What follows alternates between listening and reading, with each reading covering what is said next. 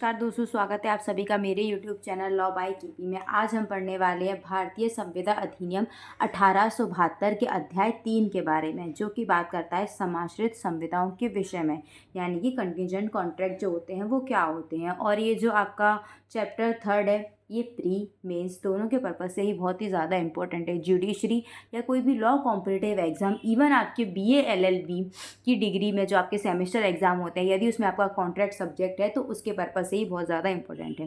Pre के purpose से इसमें जुडिशरी लॉ कॉम्पिटिटिव एग्जाम में बहुत सारे सवाल पूछे जाते हैं। मेंस के लिए सेपरेट मेंस का 8 नंबर का एक क्वेश्चन बनाता है जुडिशरी के पर्पज़ से। अगर हम प्री की बात करें तो प्री में इसमें से डायरेक्ट सेक्शन के नंबर पूछे जाते हैं कि सेक्शन 31, 32, 34, 36 क्या कहता है। और मीन्स के पर्पज़ से अगर हम बात करें तो हम सेक्शन 31 से सेक्शन 36 तक पूरा लिखते हैं। इवन इलस्ट्रेशन भी, हाँ, अगर ज़्यादा बड़ा होता है, किसी में बहुत सारे इलस्ट्रेशन है, तो हम इलस्ट्रेशन को 1 या 2 थोड़ा कंसाइज फॉर्म में करके लिख देते हैं। चलिए, तो वीडियो को बिना कुछ भी देरी किए हम स्टार्ट करते हैं। और वीडियो को आपको स्टार्टिंग से एंड तक देखना है, बिल्कुल भी स्किप नहीं करना है। और अपना कॉपी पेन और नोट्स लेके बैठ जाना है। मैं जो भी आपको बोलूँ उनको आपको नोट डाउन करते चलना है, ठीक है। सबसे पहले हम बात करते हैं सेक्शन 31। ये जो हमारा होता है, ये हमारा कॉन्टिजेंट कॉन्ट्रैक्ट को डिफाइन करता है कि कॉन्टिजेंट कॉन्ट्रैक्ट होता क्या है। जैसे कि आपको नाम से ही समझ में आ रहा है, समाश्रित संविदा, यानी जो संविदा होती है ये आश्रित होती हैं। आश्रित कैसे? किसी भी घटना के घटित होने पर या ना होने पर ये आश्रित होती हैं, ठीक है। यदि ए जो है वो बी को बोलता है कि यदि तुम्हारा घर जो है वो जल जाएगा तो मैं तुमको 10,000 रुपये दूंगा, ठीक है। यदि बी का घर जल जाता है तभी ए उसे रुपये देगा अथवा नहीं देगा, ठीक है। अब हम बात करते हैं कि ये जो होती है वो ये 30 सेक्शन से कैसे डिफरेंट है। तो 30 सेक्शन के लिए इसके लिए हम एक एग्जाम्पल के थ्रू समझ सकते हैं। ए ने बी से एक करार किया कि यदि तुम्हारा जो घर है ना वो जल जाएगा तो मैं तुम्हें 1,000 रुपये दूंगा, ठीक है। यदि तुम्हारा जो घर है ना वो जल जाता है तो मैं तुम्हें 1,000 रुपये दूंगा। अब ये घर जलना क्या है? एक अनिश्चित घटना है, ये घटित हो भी सकती है और नहीं भी घटित हो सकती है। पर इसने कंडीशन क्या रखी? यदि जब ये घटना घटित होगी, यदि जब तुम्हारा घर जलेगा तब मैं तुम्हें 1,000 रुपये दूंगा। अगर तुम्हारा घर नहीं जलेगा तो मैं तुम्हें 1,000 रुपये नहीं दूंगा, है ना। इसका ये मतलब तो नहीं यदि बी का घर नहीं जलता है तो बी से 1,000 रुपये दे, है, ऐसा तो नहीं कह रहा है ना। एक ही अगर जल जाएगा तो मैं तुम्हें दूंगा और नहीं जलेगा तो तुम मुझे देना, ऐसा तो नहीं है ना कि एक कंडीशन पे ये दे रहा है और एक कंडीशन पे ये दे रहा है, ऐसा कुछ नहीं है। सिंपल ही एक कंडीशन है, यदि आपका घर जल जाता है तो मैं आपको 1,000 रुपये दे दूंगा। सिंपल सी इतनी बात कह रहा है, वो सिर्फ इतनी बात कह रहा है।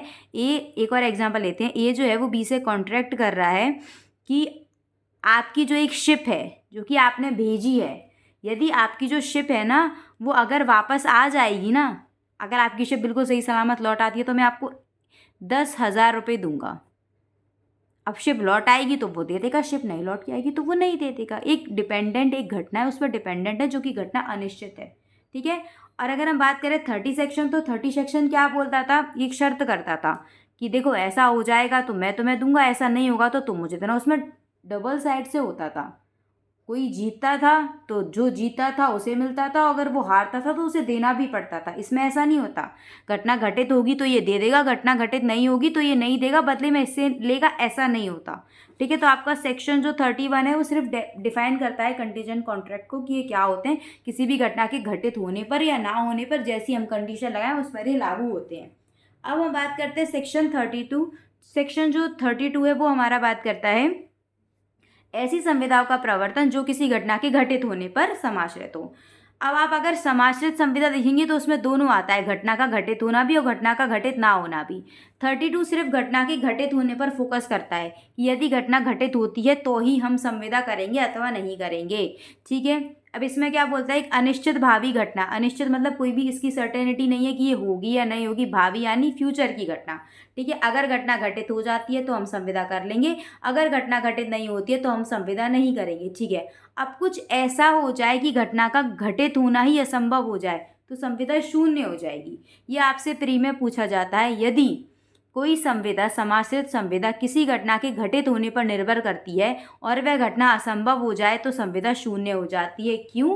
क्योंकि हमने कॉन्ट्रैक्ट किया था कि जब घटना घटित हो, हमने कॉन्ट्रैक्ट क्या किया था कि घटना घटित हो तभी हम कॉन्ट्रैक्ट करेंगे। अब यहाँ घटना का घटित होना ही असंभव हो गया तो हम कॉन्ट्रैक्ट क्या हो जाएगा, अब तो कॉन्ट्रैक्ट इम्पॉसिबल ही हो गया ना, घटना इम्पॉसिबल हो गई, तो कॉन्ट्रैक्ट शून्य हो जाएगा। संविदा कैसी हो जाएगी, शून्य हो जाएगी। शून्य संविदा का मतलब होता है कि ये संविदा जिस समय बनाई गई थी उस समय तो वैलिड थी बिल्कुल, पर अब ऐसा कुछ हो गया, यानी अब घटना इम्पॉसिबल हो गई, तो संविदा क्या हो गई हमारी, शून्य हो गई। ठीक है, इसे हम एक इलस्ट्रेशन से समझ सकते हैं। ए बी से कॉन्ट्रैक्ट करता है, क्या कॉन्ट्रैक्ट करता है, कि यदि जो सी है ये मर जाए, ये क्या हो जाए, ये मर जाए, और तब मैं जीवित अगर रहता हूँ तो मैं तुम्हारा जो हॉर्स है ना वो खरीद लूँगा, मैं तुम्हारा जो घोड़ा है वो खरीद लूँगा। ठीक है, इसमें बात, घटना किस बात पर निर्भर कर रही है, कि ए बोल रहा है कि सी जो है वो मर जाता है और मैं उस समय जीवित रहता हूँ, यानी घटना होने पर ये निर्भर है। यदि सी मर जाए और मैं जीवित रहूं तो मैं तुम्हारा घोड़ा है वो खरीद लूँगा। ये घटना कब परफॉर्म कराई जा सकती है, कब परफॉर्म कराई जा सकती है, कि ए जीवित रहे और सी उसके जीवन काल में मर जाए, तभी तो कराई जा सकती है, कि ए जीवित है और सी मर जाए। जैसे कि 2019 है, 2018 में सी मर जाए और ये उस समय जीवित रहे, 2018 में क्या हो, ये जीवित रहे और ये मर जाए, तभी तो परफॉर्म हो सकता है। अब ये इम्पॉसिबल कब हो जाएगा इसका परफॉर्म ना होना, कि जो सी, ये जो ए है वो 2018 में मर गया और ये 2018 में जीवित है, अब नहीं हो सकती। अब कैसे हो सकती है, क्योंकि ये जीवित है और एक इसकी मृत्यु हो गई। ये परफॉर्म कब हो सकती है, जब क्या हो, कि ये जीवित बना रहे और ये उसके जीवन काल में मर जाए, तभी ये परफॉर्म हो सकती है। ठीक है, समझ में आ गया। ये इसके इलस्ट्रेशन में यही दिया गया था कि जो खा है, खा से का जो है वो एक संविदा कर रहा है कि अगर इसके मरने के पश्चात, सी के मरने के पश्चात अगर मैं जीवित रहता हूँ तो मैं तुम्हारा घोड़ा खरीद लूँगा। इस संविदा का प्रवर्तन विधि द्वारा कब तक नहीं कराया जा सकता, कब तक नहीं कराया जा सकता, जब तक कि का के जीवन काल में गा ना मर जाए, या इसका प्रवर्तन केवल तब ही कराया जा सकता है जब गा मर जाए और का जीवित रहे। ठीक है, अब हम बात करते हैं सेक्शन 33 के बारे में।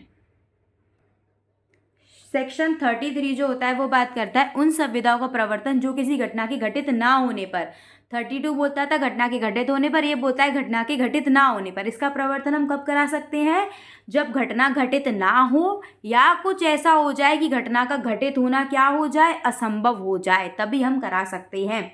अब आप बोलेंगे कि आपने सेक्शन 32 में तो बोला था कि अगर घटना का घटित होना असंभव हो जाता है तो संविदा शून्य हो जाती है। हाँ बिल्कुल हो जाती है, पर उसमें वो 32 धारा में बोलता भी क्या है, क्योंकि उन्होंने संविदा करी थी घटना के घटित होने पर। उन्होंने बोला था यदि घटना घटित होगी तो ही हम संविदा करेंगे, मतलब उसका मेनली मोटिव क्या था कि कोई भी जो इवेंट है वो इवेंट हो तभी हम करेंगे। सेक्शन 32 ये बोलता है कि ये जो घटना है वो घटित हो तभी मैं आपसे संविदा करूँगा। तो उस संविदा का प्रवर्तन कब कराया जा सकता है, जब घटना घटित हो, और उस संविदा का प्रवर्तन कब नहीं कराया जा सकता, या तो वो घटना घटित नहीं हो या कुछ ऐसा हो जाए कि घटना का घटित होना इम्पॉसिबल हो जाए, क्योंकि वो घटना के घटित होने पर निर्भर था। ये है घटना के घटित ना होने पर निर्भर है। तो इसमें कब परफॉर्म करा सकेंगे, या तो घटना घटित नहीं हो या कुछ ऐसा हो जाए कि घटना का घटित होना इम्पॉसिबल हो जाए, तभी तो हम करा सकेंगे, क्योंकि इसमें हमारी शर्त है घटना के घटित ना होने पर। इलस्ट्रेशन से आप बहुत अच्छे से समझ जाएंगे। का जो है वो करार करता है कि यदि एक शिप है वो वापस नहीं आएगी तो मैं तुमको रुपए दूंगा। अब इसका प्रवर्तन कब कराया जा सकता है, या तो शिप वापस ना आए या कुछ ऐसा हो जाए कि शिप वापस आ ही नहीं पाए। ठीक है, दो कंडीशन बनती है, या तो शिप वापस नहीं आए या फिर अगर शिप मानो डूब गई तो वापस आ सकती है, नहीं आ सकती ना, तो शिप का वापस आना कैसा हो जाएगा, इम्पॉसिबल हो जाएगा, क्योंकि हमने कंडीशन क्या रखी है, घटना घटित ना होने पर, यानी कि शिप ना आने पर। हमने कंडीशन क्या रखी है, शिप ना आने पर हमने कंडीशन रखी है, शिप नहीं आएगी तो मैं कॉन्ट्रैक्ट करूँगा। तो ये कब परफॉर्म कराया जा सके, जब शिप ना आए या कुछ ऐसा हो जाए कि शिप डूब जाए, नष्ट हो जाए, तो शिप आ ही नहीं पाएगी, और जब शिप आ नहीं पाएगी तो कॉन्ट्रैक्ट परफॉर्म हो जाएगा। सेक्शन 32 33 में सिर्फ माइनस सा इतना ही डिफरेंस है कि 32 बोलता है कि कोई जो इवेंट है वो हो जाए, 33 बोलता है कोई इवेंट ना हो पाए। तो बस, अब इवेंट ना हो पाए तो कुछ ऐसा हो जाए कि इवेंट होना ही इम्पॉसिबल हो जाए तो परफॉर्म हो जाएगा। 32 बोल रहा है कि इवेंट हो जाए तो इवेंट हो जाए, अगर इवेंट नहीं होगा तो वो इम्पॉसिबल हो जाएगी। ठीक है, थोड़ा सा डिफरेंस, अगर आप डायरेक्ट रीड करते हैं उसके इलस्ट्रेशन आप पढ़ते हैं तो खुद से ही समझ में आ जाएगा। ठीक है, अब बात करते हैं सेक्शन 34। सेक्शन जो 34 होता है ना, वो एक अलाइव पर्सन के फ्यूचर कंडक्ट पर निर्भर करता है। सेक्शन 34 आपके प्री में पूछा जाता है कि फ्यूचर कंडक्ट किस में बताया गया है। प्री में सीधे पूछा जाएगा कि भावी आचरण, हिंदी में भावी आचरण, इंग्लिश में फ्यूचर कंडक्ट, सेक्शन 34 लगा देना, सही हो जाएगा। ठीक है। अब कोई ऐसा होता है कि जिस घटना पर संविदा समाश्रित है, किस घटना पर संविदा समाश्रित है, वो किसी जीवित व्यक्ति के भावी आचरण पर निर्भर हो, तो वह घटना कब असंभव समझी जाएगी, या वो घटना कब परफॉर्म हम कर सकेंगे, या वो कब इम्पॉसिबल समझी जाएगी। इसको हम इलस्ट्रेशन से बिल्कुल अच्छे से समझ सकते हैं। का करार करता है, का क्या करता है, एक एग्रीमेंट करता है, बी से एक एग्रीमेंट करता है कि तुम मेरी पुत्री जो है ना उससे विवाह कर लेना। ठीक है, कि तुम मेरी जो पुत्री गा है उससे विवाह कर लेना, तो मैं तुमको क्या दूंगा, बी को एक राशि दे दूंगा, ये ऐसा बोलता है। पर जो सी होती है ना वो डी से कर लेती है, सी जो होती है वो डी से शादी कर लेती है।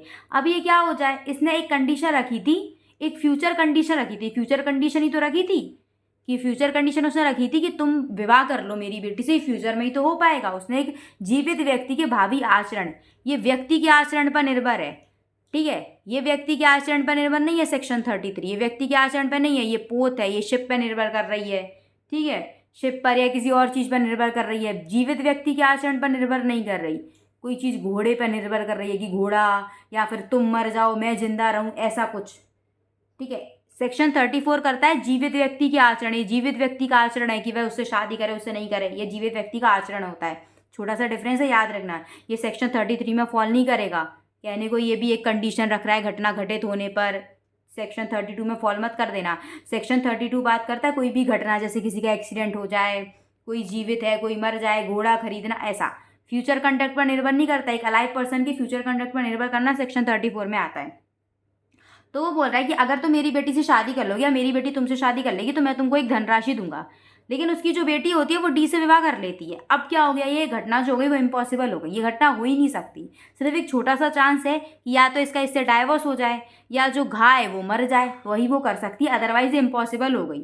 ठीक है, तो ये एक, जब कोई घटना किसी जीवित व्यक्ति के जो फ्यूचर कंडक्ट पर निर्भर करती है वो असंभव कब समझी जाएगी, जब कुछ ऐसा हो जाए कि वो घटना हो ही नहीं सकती। ठीक है, वेयर से पढ़ लेते हैं। यदि वह भावी घटना जिस पर कोई संविदा समाश्रित है, कैसी, फ्यूचर की कोई घटना है जिस पर कोई संविदा समाश्रित है, वह इस प्रकार हो जिस प्रकार से कि कोई व्यक्ति किसी अवधिनिष्ठ समय पर कार्य करेगा, कि वो कोई एक कार्य करे, तो वह घटना असंभव तब हुई समझी जाएगी जब ऐसा व्यक्ति कोई ऐसी बात करे जो किसी भी परिसीमित समय के भीतर या उत्तरदायी आकस्मिकता सॉरी के बिना उस व्यक्ति द्वारा वैसा किया जाना असंभव कर दे। सी ने क्या किया, डी से विवाह कर लिया। इससे ये चीज़ काफ़ी हद तक इम्पॉसिबल हो गई कि अब वो जो है बी से विवाह नहीं कर सकती। एक कंडीशन है कि अब डी मर जाए या डी से डाइवोर्स हो जाए, बट अभी फिलहाल के लिए तो ये असंभव हो गई ना। ठीक है, तो 34 सिर्फ फ्यूचर कंडक्ट के बारे में बात करता है। जब किसी जीवित व्यक्ति के फ्यूचर कंडक्ट के बारे में बात की जाती है तो ऐसा होता है। ठीक है, अब हम बात करते हैं सेक्शन 35। सेक्शन 35 एक सर्टेन पीरियड देता है, एक फिक्स टाइम देता है कि उस फिक्स टाइम में या तो कोई घटना घटित हो जाए या कोई घटना घटित ना हो। ये जो हमने सेक्शन 32 धारा 32 और धारा 33 पढ़ा था ना, उसमें ये छोटा सा एडिशन और कर देता है, एक टाइम और दे देता है। सेक्शन 32 क्या बोलता है, घटना के घटित होने पर निर्भर है सेक्शन 32। सेक्शन 33 जो है वो घटना के घटित ना होने पर निर्भर है। पर इसमें एक छोटा सा एडिशन और क्या कर दिया कि एक टाइम और दे दिया। तो 32 है, धारा जो 32 है वो घटना के घटित होने पर होती है, पर उसमें समय स्पेसिफाई नहीं किया जाता। धारा 33 है वो किसी घटना के घटित ना होने पर निर्भर होती है, पर उसमें समय नहीं दिया जा सकता। जो धारा 35 है ना उसमें समय और दे दिया। ठीक है, ये जो काम है वो इतने समय के अंदर हो जाए या वो इतने समय के अंदर ना हो, तब भी तुम इसका परफॉर्म करवा सकते हो अथवा नहीं। ठीक है, धारा 32 सिर्फ कितना बोलेगी कि ये काम हो जाए, अब वो कभी भी हो, 1 साल 2 साल 3 साल 5 साल, टाइम नहीं। लेकिन धारा 35 जो होता है उसका पैरा 1 समय और दे देता है। ठीक है, और पैरा 2 भी समय दे देता है। पैरा 1 देता है घटना होने पर समय, ये देता है घटना ना होने पर समय। ठीक है, इसको हम एक इलस्ट्रेशन से समझ सकते हैं कि का बोलता है बी से कि अगर 1 साल के अंदर ये शिप वापस आ जाएगी तो मैं तुम्हें एक सर्टेन अमाउंट दूंगा। अब इसका परफॉर्म कब कराया जा सकता है, या तो वो शिप के लिए वेट करो 1 साल तक कि वो 1 साल के अंदर आ जाए, या फिर वो शिप अगर डूब जाए 1 साल से पहले तो परफॉर्म हो सकता है? नहीं हो सकता, क्योंकि हमारा बेस्ड था कि शिप आ जाए, शिप के आने पर थी ये घटना। 1 साल के अंदर शिप आ जाए तो ये घटना कब हो सकती है? जब शिप 1 साल के भीतर आ जाए। ठीक है, शिप 1 साल के भीतर आ जाए तभी हो पाएगी। अब शिप क्या है, हमने एक महीने 2 महीने, हमको 11 महीने वेट करते करते हुए शिप आई ही नहीं। ना तो शिप डूबी है, शिप डूबी भी नहीं है, शिप चल रही है, आई नहीं। 1 वर्ष पूरा हो गया, शिप आई 1 डेढ़ वर्ष में, मतलब 1 वर्ष 6 महीने में आई। क्या परफॉर्म हो सकता है? नहीं। शिप आ तो गई, शिप आ तो गई, घटना हो तो गई, पर टाइम था, उस टाइम के अंदर नहीं हो पाई, तो भी परफॉर्म नहीं हो पाएगा। या शिप जो थी वो 8 महीने में ही डूब गई, तो भी परफॉर्म नहीं हो पाएगा। इतना समझ में आ गया? ठीक है। अब यहाँ का वचन देता है कि जो शिप है ना वो 1 वर्ष के भीतर नहीं लौटे। अब ये किस पर निर्भर कर रही है? 1 वर्ष के भीतर नहीं लौटे। शिप 1 महीने 2 महीने 5 महीने 6 महीने के अंदर शिप लौट आई, परफॉर्म होगा? नहीं होगा, क्योंकि उसने बोला था कि 1 वर्ष के भीतर ना लौटे, पर ये तो 1 वर्ष के भीतर 6 महीने के अंदर लौट आई ना। ठीक है, इसका परफॉर्म नहीं हो सकता। अब इसका परफॉर्म कब कब हो पाएगा? जो शिप है वो 6 महीने के अंदर डूब गई, अब क्या शिप वापस आ सकती है? बिल्कुल नहीं आ सकती। घटना मतलब 1 वर्ष के भीतर वो लौट ही नहीं सकती, वो तो डूब गई, वो तो 2 वर्ष के भीतर भी नहीं लौटेगी अब तो अब परफॉर्म हो जाएगा। या फिर हम 1 महीने 2 महीने, हमको 10 महीने वेट करते करते हुए और पूरा 1 साल निकल गया और शिप नहीं आई, शिप अभी भी समुद्र में है। शिप आई 1.5 साल बाद, क्या परफॉर्म हो जाएगा? परफॉर्म हो जाएगा, क्योंकि उसने एक सर्टेन पीरियड दिया था। उसने ये नहीं बोला था कि शिप आए नहीं, उसने ये बोला था कि 1 साल के भीतर नहीं आए। 1 साल के, मैं तो कह रही हूँ 13 महीने में आ गई वो, पर 1 साल तो निकल गया ना, तो परफॉर्म हो जाएगा। यहाँ जो टाइम देता है ये टाइम बाउंडेशन हो जाती है 35 में, कि उस टाइम के अंदर या तो काम हो जाए या वो काम नहीं हो पाए। ठीक है, और जो सेक्शन हमारी धारा 32 और 33 है, बुक सिर्फ इतना कहती है काम हो जाए या काम नहीं हो पाए, वो टाइम नहीं देती, ये टाइम दे देती है। तो टाइम से क्या हो जाता है? 1 साल के भीतर नहीं लौटे, अगर वो 13 महीना में लौट आती है तो इससे कोई फर्क नहीं पड़ता, क्योंकि उसने 1 साल बोला था। या फिर वो डूब जाए तो ठीक है, इसमें भी उसने बोला था कि 1 साल के अंदर आ जाए, 8 महीने 1 साल के अंदर आ जाए। अगर वो 1.5 साल बाद आती है तो मुझे फर्क नहीं पड़ता, आ गई तो आ गई, लेकिन 1 साल में तो नहीं आ पाई ना। ठीक है, सिंपल इतना ही है। सेक्शन 36 में क्या है? सेक्शन 36 बोलती है कि असंभव घटनाओं पर समाश्रित करार शून्य होते हैं। ऐसे करार जो असंभव घटनाओं पर हैं। असंभव घटनाएं कैसी होती हैं? एक इम्पॉसिबल इवेंट होते हैं जो कभी हो ही नहीं सकते। चाहे पार्टी को पता हो कि ये इवेंट इम्पॉसिबल है या पार्टी को नहीं पता हो कि इवेंट इम्पॉसिबल है, इनसे कोई फर्क नहीं पड़ता, एग्रीमेंट वॉइड होता है। ठीक है, स्टार्टिंग से ही वॉइड होता है, चाहे पार्टी को पता हो या चाहे पार्टी को नहीं पता हो, पार्टी मिस्टेक में हो पार्टी मिस्टेक में नहीं हो, इससे कुछ भी फर्क नहीं पड़ता। ठीक है, असंभव घटनाएं कैसी होती हैं? असंभव घटनाएं ऐसी होती हैं जो ए है वो एग्रीमेंट कर रहा है कि दो सरल रेखा, दो स्ट्रेट लाइन मिल जाएं। दो स्ट्रेट लाइन मिल सकती है कभी भी? कभी नहीं मिल सकती, तो ये घटना कैसी है? असंभव है। अब ए बोले नहीं मैंने तो मैथमेटिक्स की क्लास ली नहीं थी, मुझे तो लगता है कि मिल जाती है, तो ये तो कोई मतलब नहीं होता ना कि मुझे पता नहीं था, ये एक्सक्यूजेस नहीं होगा कि मुझे पता नहीं था, एक्सक्यूजेस आप यूज़ नहीं कर सकोगे। ठीक है, ये एक असंभव घटना है जो नहीं हो सकती, चाहे इसके बारे में आपको नॉलेज थी और नहीं थी, इट डजंट मैटर। ठीक है, आपका सेकंड एग्जाम्पल भी आप समझ सकते हैं। ये जो है वो एक एग्रीमेंट करता है कि आप मेरी पुत्री से विवाह कर लोगे तो मैं आपको 1,000 रुपये दूंगा, लेकिन at the time of agreement जो सी थी ना वो मरी हुई थी, वो मर चुकी थी पहले ही। अब ये बोले मुझे तो पता ही नहीं था यार मेरी बेटी मर गई, ओ मुझे तो पता ही नहीं था। इससे कोई फर्क नहीं पड़ता आपको पता था या नहीं पता था, आपने एक इम्पॉसिबल इवेंट किया। अब क्या सी का पुनर्जन्म, ऐसा तो कुछ नहीं होगा ना कि वो आ जाए, ऐसा कुछ नहीं होगा, वो मर चुकी है अब, तो आप ऐसा कुछ नहीं कर सकते अब। ठीक है, तो आपको पता था नहीं पता था इससे कोई मैटर नहीं करता। एक इम्पॉसिबल इवेंट पे आपने कोई भी एग्रीमेंट किया वो शून्य होगा। इम्पॉसिबल इवेंट आता है 36 में, इम्पॉसिबल एक्ट आता है 56 में। ये प्री में बहुत पूछे जाते हैं कि इम्पॉसिबल इवेंट किस में बताया गया, इम्पॉसिबल एक्ट किस में बताया गया है। ठीक है, मैं इसका एक सिंपल एग्जाम्पल देके समझाती हूँ असंभव घटना का, इम्पॉसिबल इवेंट का। ए है वो बी को बोले कि जिस दिन धरती पे से सूर्य जो सन है वो गायब हो जाएगा, उसका अस्तित्व ही मिट जाएगा, उस दिन मैं तुम्हें 10,000 रुपये दूंगा। अब यार ये सूरज कभी गायब हो सकता है? जिस दिन सूरज गायब होगा ना तो धरती भी गायब हो जाएगी। तो ये तो तुम एक इम्पॉसिबल इवेंट पे करार कर रहे हो, तो ये क्या है? शून्य। अब तुमको यार मुझे तो पर मेरी नानी बचपन में बताती थी एक दिन आएगा सूरज गायब हो जाएगा। तो ऐसा कुछ नहीं होता कि तुमको पता था या नहीं पता था, ठीक है, तुम्हारी वो चीज़ नॉलेज में है या नहीं है, वो एक इम्पॉसिबल इवेंट है। और इम्पॉसिबल जो इवेंट होते हैं, जो देखने से ही हमें समझ में आ जाते हैं कि इम्पॉसिबल है, ये कभी हो ही नहीं सकते, चाहे कुछ भी हो जाए ये हो ही नहीं सकते। तो वो स्टार्टिंग से ही वॉइड हो जाता है, चाहे उसको आपको उसकी नॉलेज थी नहीं थी, इससे कोई भी फर्क नहीं पड़ता है, ठीक है। अब आपको प्री के लिए मैं आपको बता चुकी हूँ कैसे कैसे पूछ सकते हैं। मेंस में आपको सेक्शन 31 से 36 तक आपको लिखना है, जो कि एक सेपरेट लेंथ लेके खुद ही चलता है। इसमें आपको कोई भी कमेंट्री बुक की ज़रूरत नहीं पड़ेगी, आप सेक्शंस लिखिए, उसके इलस्ट्रेशन लिखिए, बहुत है, ठीक है। अगर आपको वीडियो में कुछ भी समझ में नहीं आएगा, आप मुझसे कमेंट सेक्शन में पूछ सकते हैं। अगर आपको वीडियो अच्छी लगी हो तो लाइक कीजिए, चैनल को शेयर एंड सब्सक्राइब कीजिए, प्रेस द बेल आइकन, जिससे आपको आगे की अपडेट्स मिलती रहे। Till then bye bye.